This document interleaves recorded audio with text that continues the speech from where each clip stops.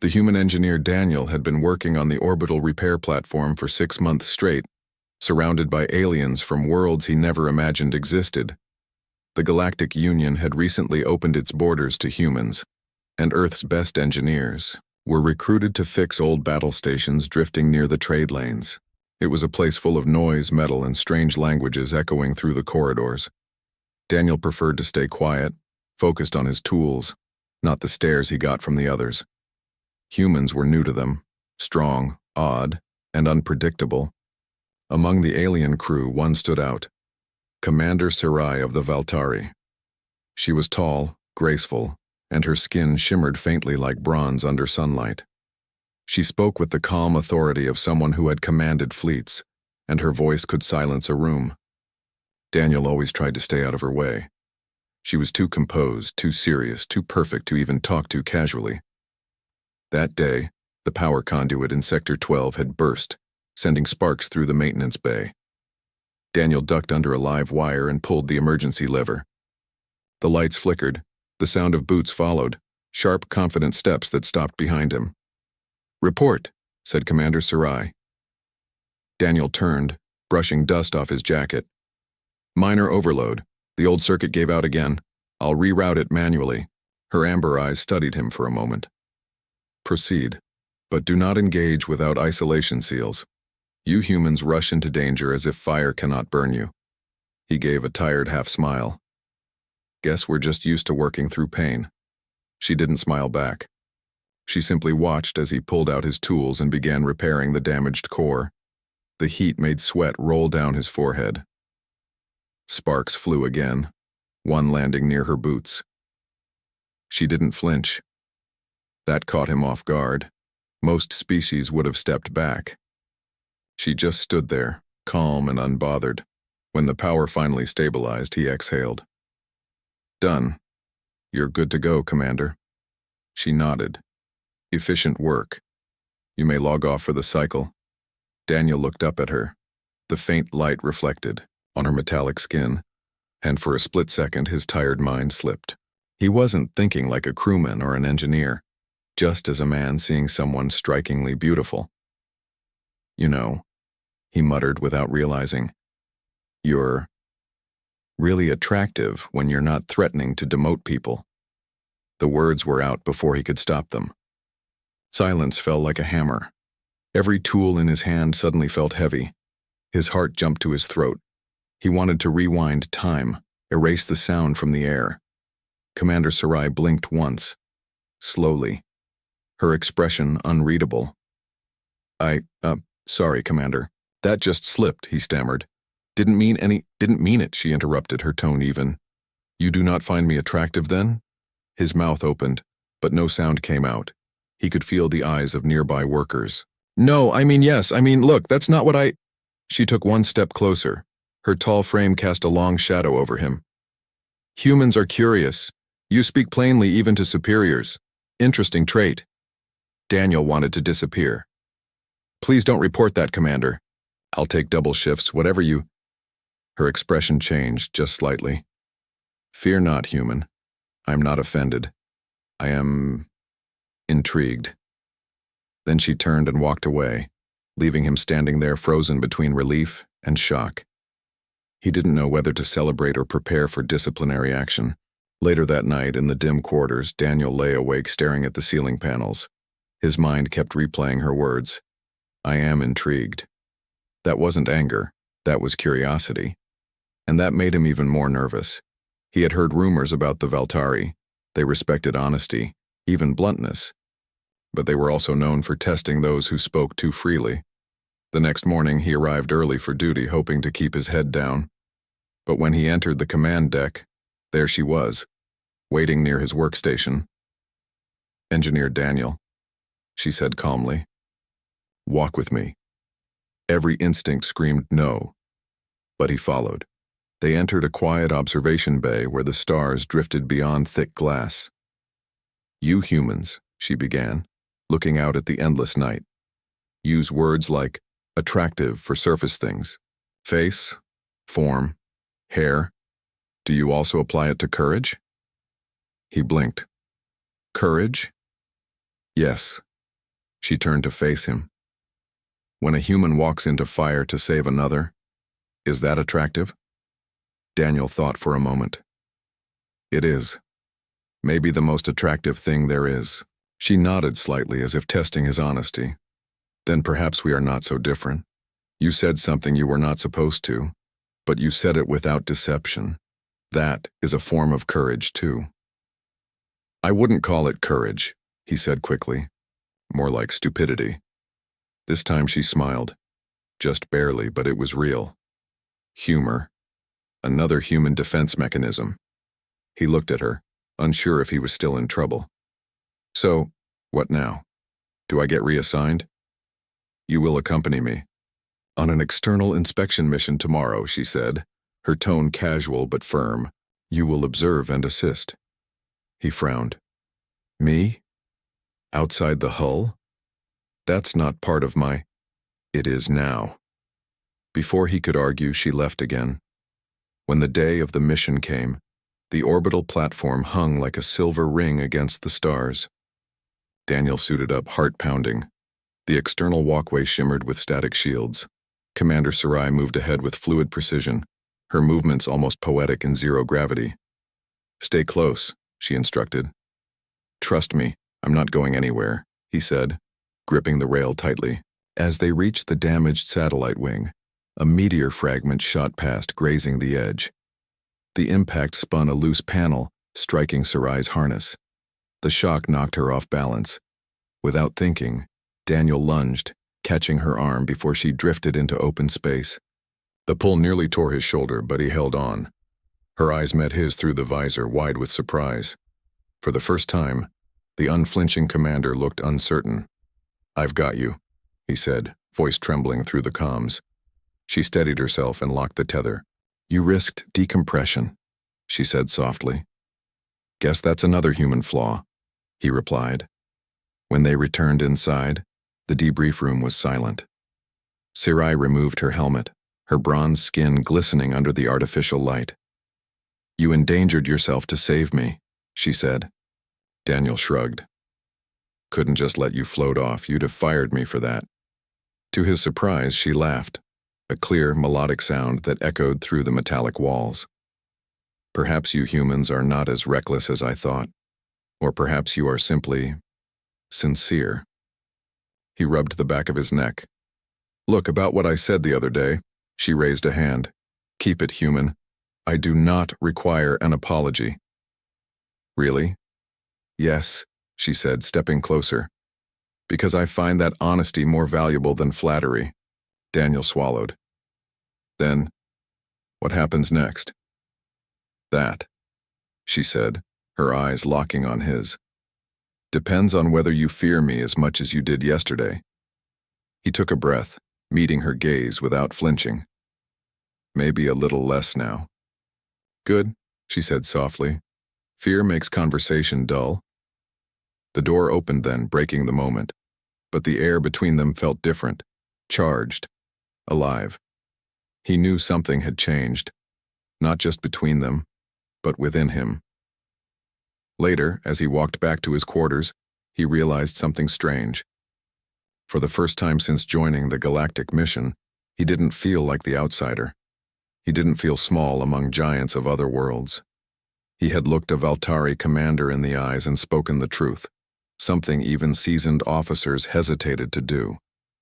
He didn't know what she was thinking now, but he could still hear her voice in his head. Fear makes conversation dull. He smiled faintly.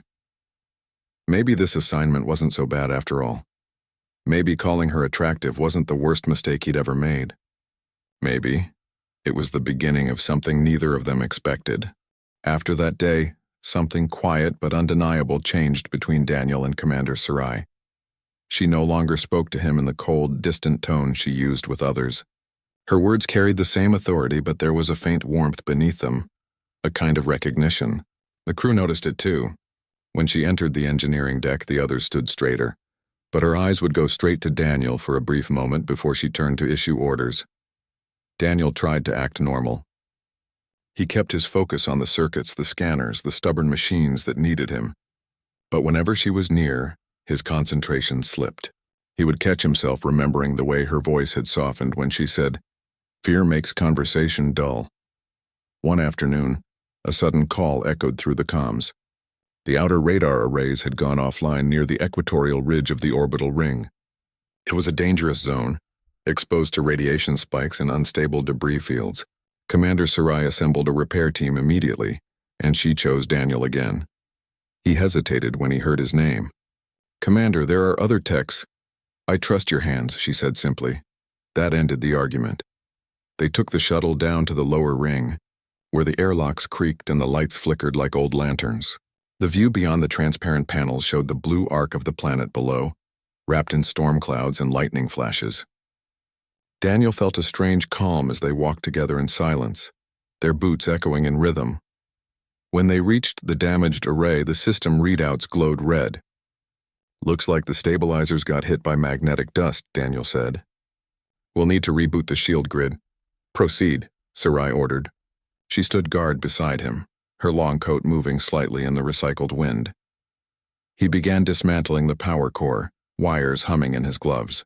Then out of nowhere, the floor trembled. A low alarm began to pulse through the deck.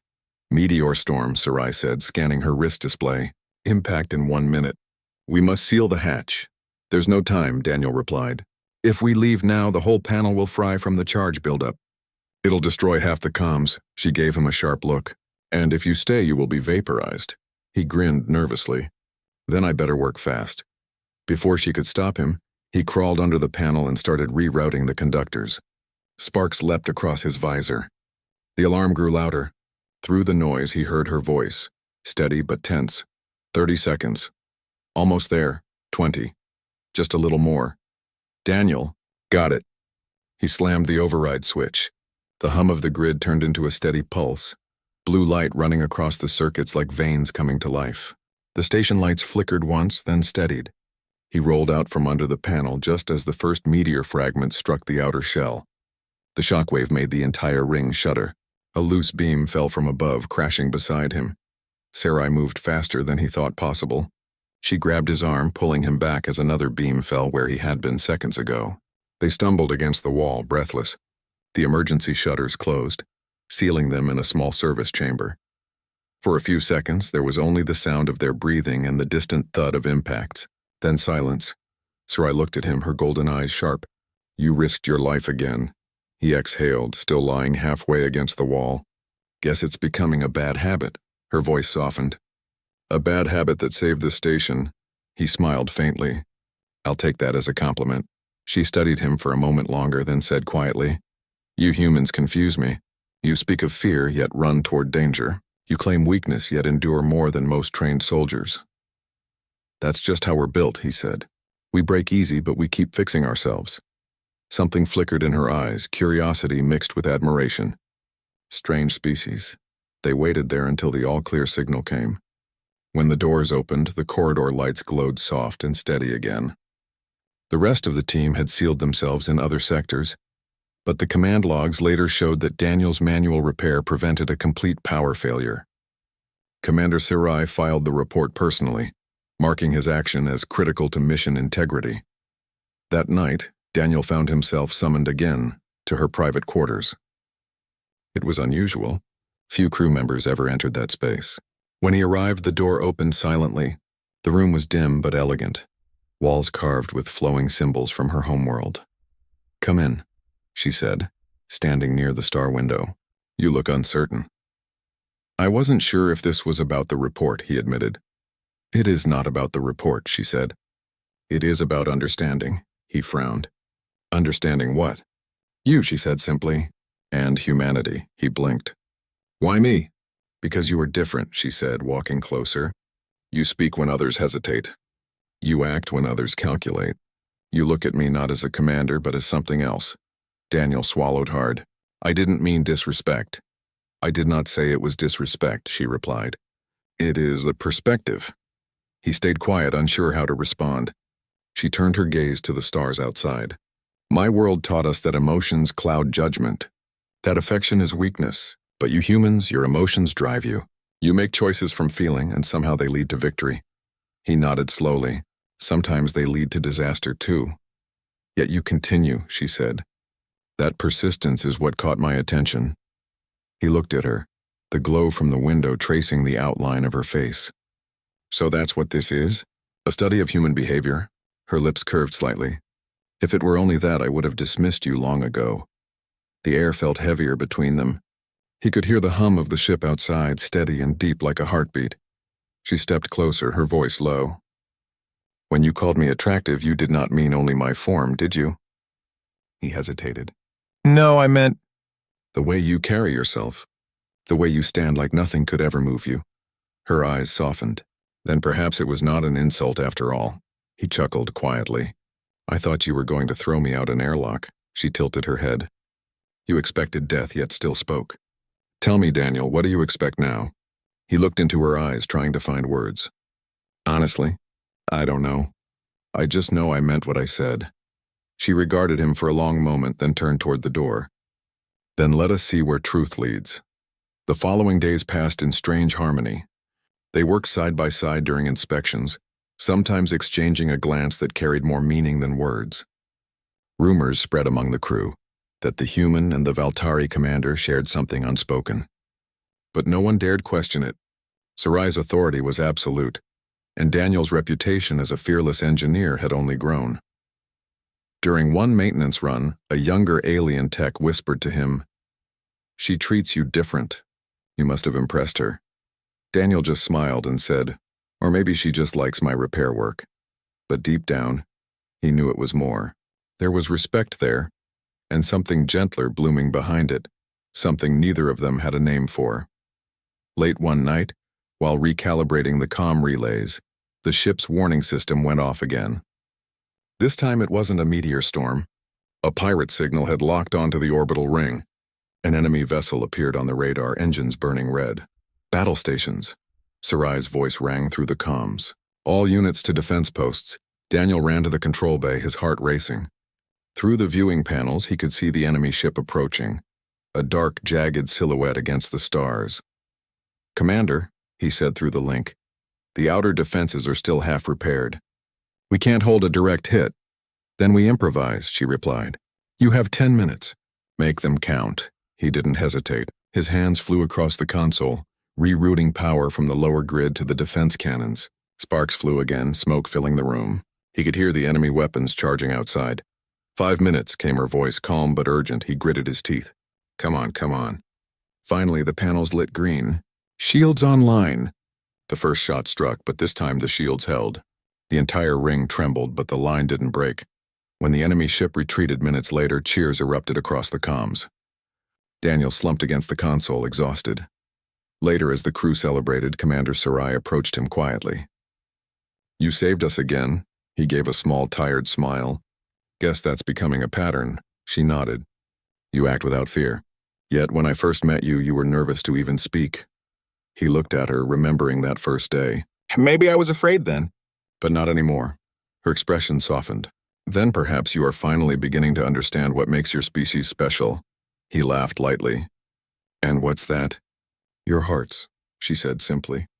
"They make you reckless, but also unstoppable." He met her gaze, realizing how much trust now flowed between them. Whatever had started as a mistake, a careless compliment, had grown into something neither of them could deny. As they stood there amid the glow of the repaired lights, the stars beyond the windows burned brighter than ever, and somewhere in that vast silence of space, Daniel felt something shift again. This time it wasn't just admiration, it was connection. The next cycle on the orbital ring brought a different kind of tension. Daniel had grown accustomed to the rhythm of work and the quiet moments with Commander Sarai, but he knew something in the air was shifting. Reports had come in of a rogue fleet moving through the outer trade lanes, armed and unpredictable.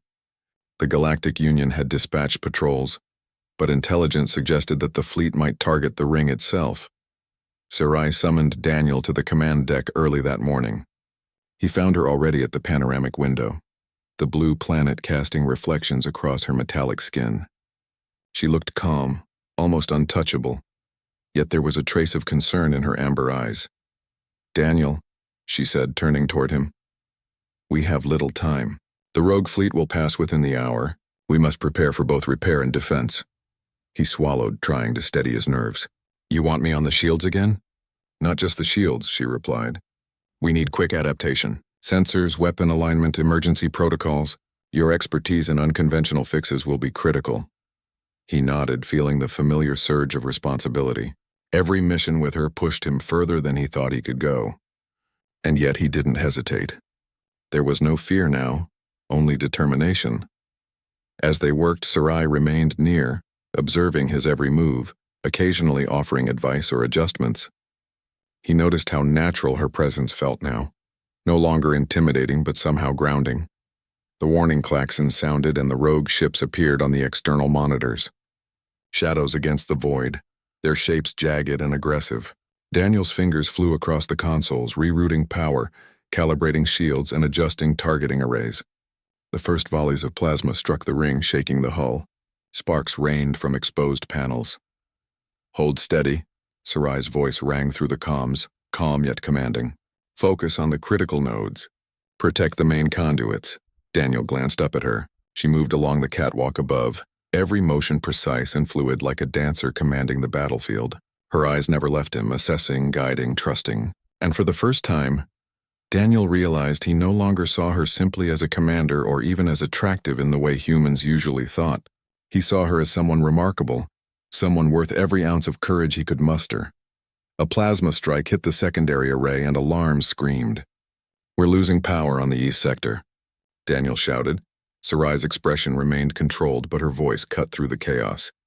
"Divert auxiliary channels. You know the procedure." He moved as if on instinct, rerouting conduits and manually initiating emergency protocols. Sparks flew in his gloves, and the heat made him sweat, but he ignored it. One more wrong move, and half the orbital defenses could fail. Minutes felt like hours.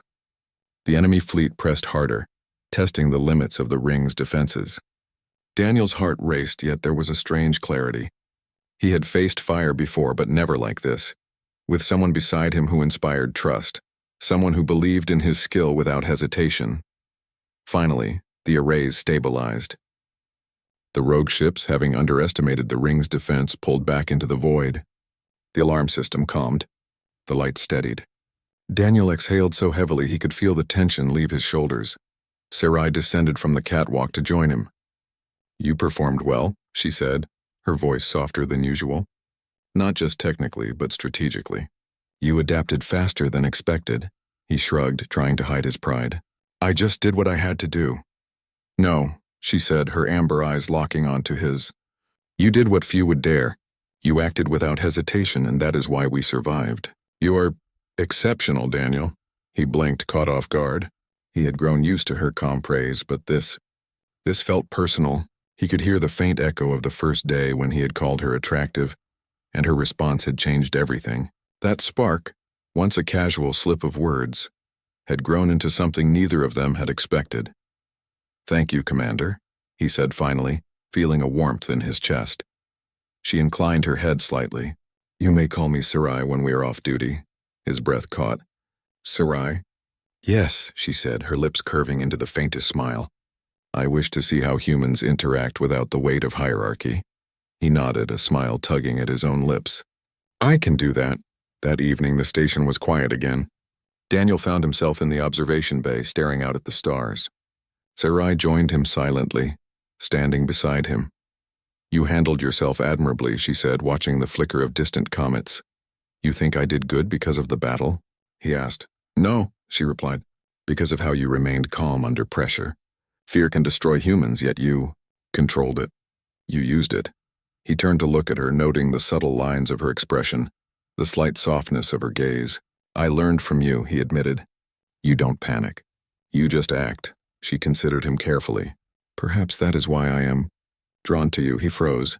The words were not a command nor a formal observation. They were personal, sincere. His heart thudded against his ribs. "Drawn to me?" he repeated, unsure if he had heard correctly. "Yes," she said, simple and direct. "You speak truth without hesitation. You face danger without faltering. You are human in the way I have rarely seen." For a moment, Daniel could not speak. He wanted to ask what she meant exactly, to clarify, to argue, but the silence was comfortable, intimate. He realized that the gap between them was shrinking. That what had started as a careless remark long ago was now evolving into mutual respect and connection. He finally spoke, voice low. "Then, I guess I should thank you for not throwing me out an airlock that first day." She let out a soft laugh. "You would have survived anyway. I would not waste resources on something so petty." He smiled, feeling the tension of the day melt away. "I appreciate that." For the next few days, their interactions changed. She allowed him to join her on inspections more often, even in high-risk zones. She asked for his opinions during planning sessions, sometimes listening longer than protocol required. Daniel, in turn, found himself watching her closely, noticing the smallest gestures, the way she adjusted her uniform, how her eyes tracked the movements of crew members with precision, yet softened whenever she looked at him.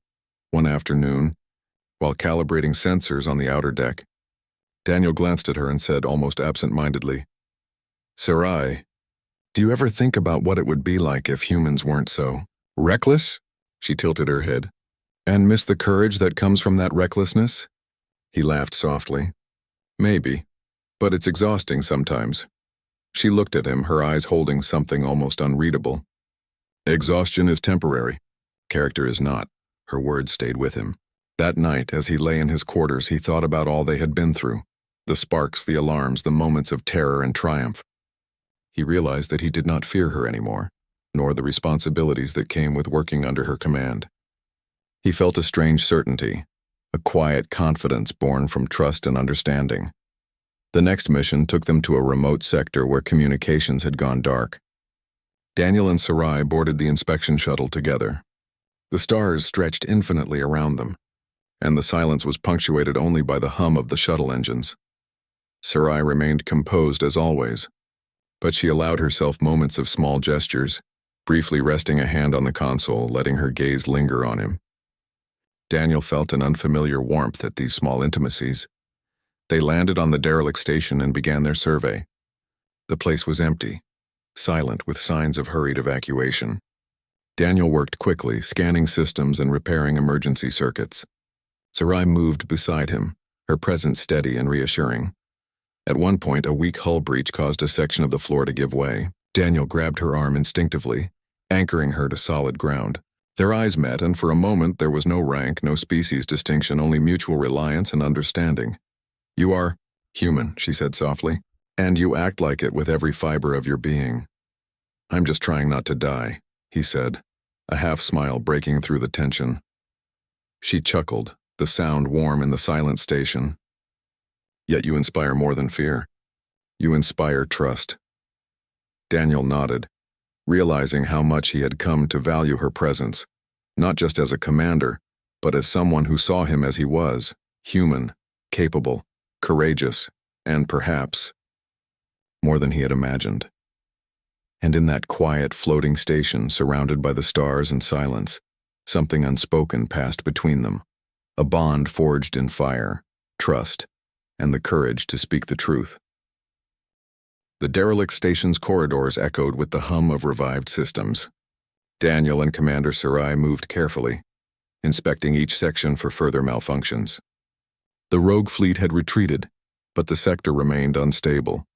Debris floated in low gravity, and the old station's hull creaked under stress. Every step required attention, but there was an ease in their movements together now, a rhythm born from trust and shared experience. Daniel paused at a console, scanning the status panels. "Power levels are stabilizing. Most systems are back online." Sarai leaned beside him, her presence calm and unwavering. "Good, but we must check the life support grids next. If any failure remains, it could compromise the station entirely." He nodded, appreciating her methodical approach. Working with her had taught him precision under pressure, but also patience. He no longer rushed blindly into tasks. He moved with purpose, guided by experience and the quiet confidence she inspired. As they worked, a warning light flashed on the far console. "Hull integrity alert," Daniel said quickly. "A minor fracture in the upper ring. Nothing catastrophic, but it needs reinforcement." Sarai's eyes narrowed slightly. "We will need to patch it manually. The station's automated systems are too slow for this type of fracture." Daniel sighed. "Guess I'll be doing more acrobatics in zero gravity." She allowed herself a small smile. "Be careful." I do not wish to perform a rescue more complicated than necessary. He grinned. I promise to survive, at least for you. For a moment the humor lightened the tension and Daniel felt his chest ease. It was remarkable how quickly he had grown comfortable with her, despite her imposing presence. Their bond had shifted from formal respect to a quiet, shared understanding that neither words nor titles could define. They moved to the fractured section. Daniel floated, anchoring himself to the hull while unrolling a patching array. Sarai followed, her movements precise as always. Hand me that stabilizer, she instructed.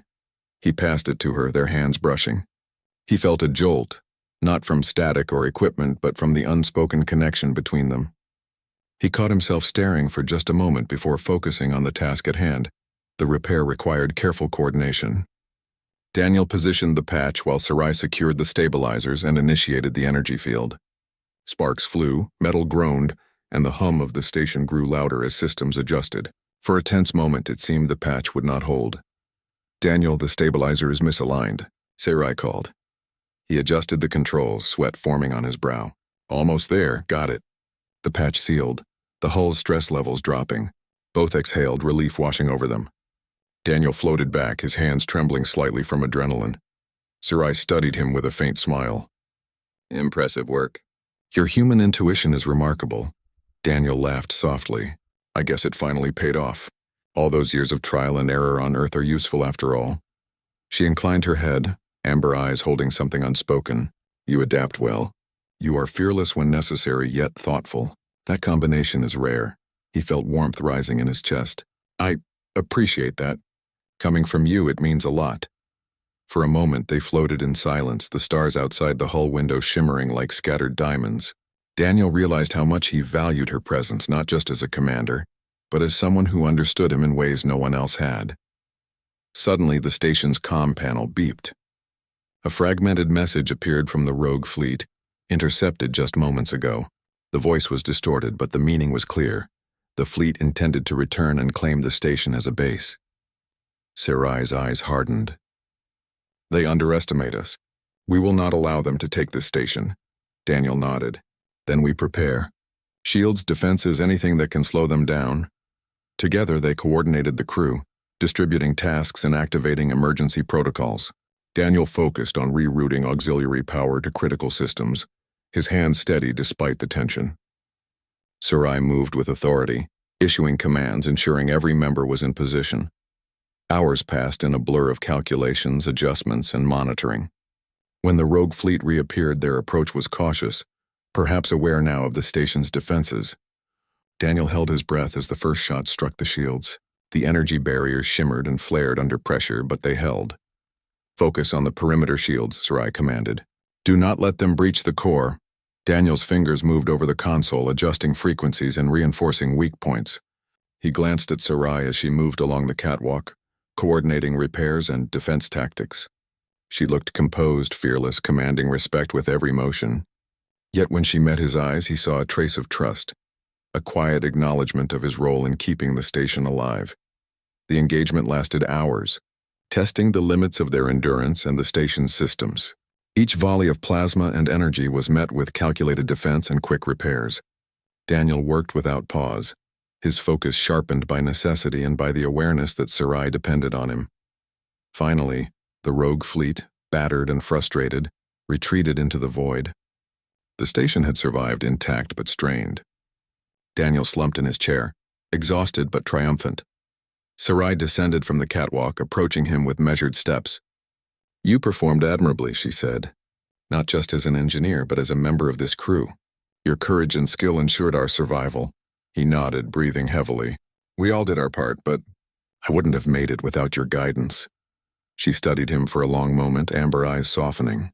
And yet, you acted decisively even when the outcome was uncertain. That is human ingenuity. That is what drew my attention to you in the first place. Daniel felt a flutter in his chest. Sarai, She held up a hand, gently stopping him. Do not speak yet. Let your actions continue to speak. Words will come when the time is right. He nodded, understanding the weight of her words. Actions had brought them here. Actions, trust, and courage, not careless words or rank.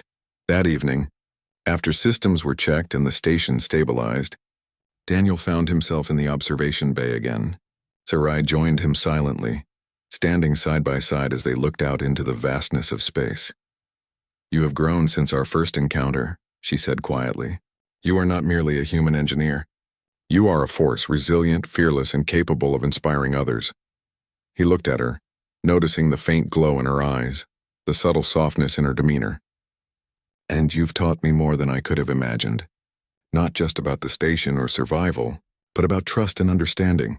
She inclined her head, a small smile forming. "We have learned from each other. That is why I allowed you to join me on these missions. You are more than what I expected." Daniel felt a surge of pride and warmth. "Then, I hope I can continue to meet your expectations." Sarai's gaze lingered on him. "You already have. That is why you remain here beside me, not merely as a crew member, but as someone who has proven his worth in every sense." He exhaled slowly, the tension of the past weeks giving way to a calm satisfaction.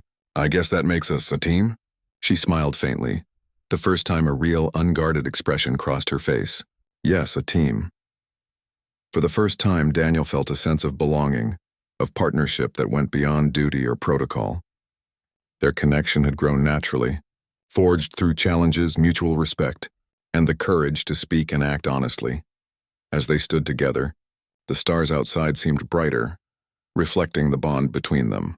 Daniel realized that the initial slip of words, the casual comment about her appearance, had sparked a chain of events that neither of them could have predicted.